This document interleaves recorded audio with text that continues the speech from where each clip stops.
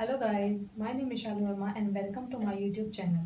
तो चलिए स्टार्ट करते हैं आज का हमारा टॉपिक फियोफाइसी। तो जैसे कि आप जानते हैं, फियोफाइसी ब्राउन एल्गी को कहा जाता है, इन्हें सीवीड्स, कैल्प्स भी कहा जाता है। इसकी जो सेल वॉल होती है वो दो लेयर से मिलकर बनी होती है। एक होती है आउटर लेयर, एक होती है इनर लेयर।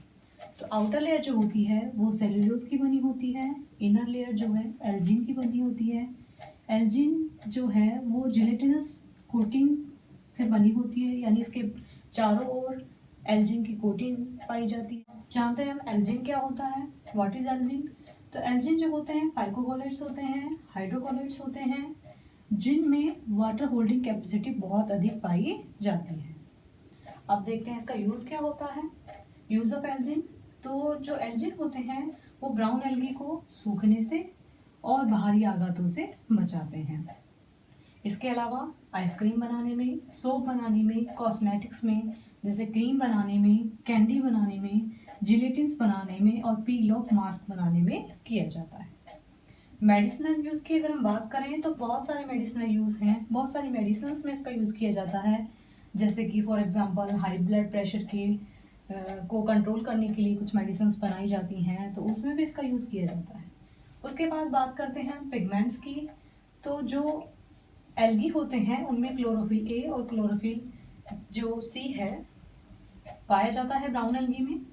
इसके अलावा बीटा कैरोटीन पाया जाता है, जेंथोफिल पाया जाता है, फ्यूकोजेंथिन, और इसी के कारण ही जो ब्राउन एल्गी है उनका जो कलर है वो ब्राउन होता है। इसके बाद हम बात करते हैं रिजर्व फूड की। रिजर्व फूड जो होता है लैमिनेरियन एंड मैनिटोल होता है।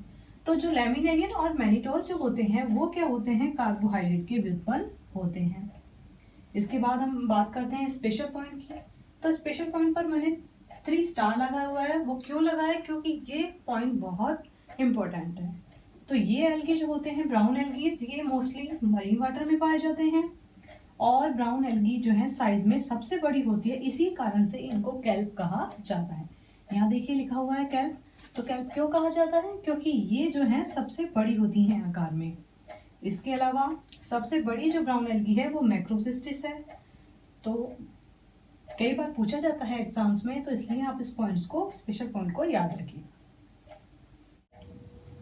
तो उसके बाद हम पढ़ते हैं एग्जाम्पल्स। सबसे पहले आता है पोस्टेशिया, जिसको सी पाम भी कहा जाता है, एनसाइक्लोनिमा जिसे आइस ब्लूम भी कहते हैं, सार्गेसम जिसे गल्फ वीड, सी वीड के नाम से भी जाना जाता है। ये नॉर्थ अटलांटिक ओशियन में बहुतायत में पाया जाता है, इसीलिए इस ओशियन को सार्गेसो सी भी कहा जाता है। उसके बाद आता है लेमिनेरिया, जिन्हें कैल्प्स कहते हैं, क्योंकि ये 100 मीटर तक लंबे होते हैं।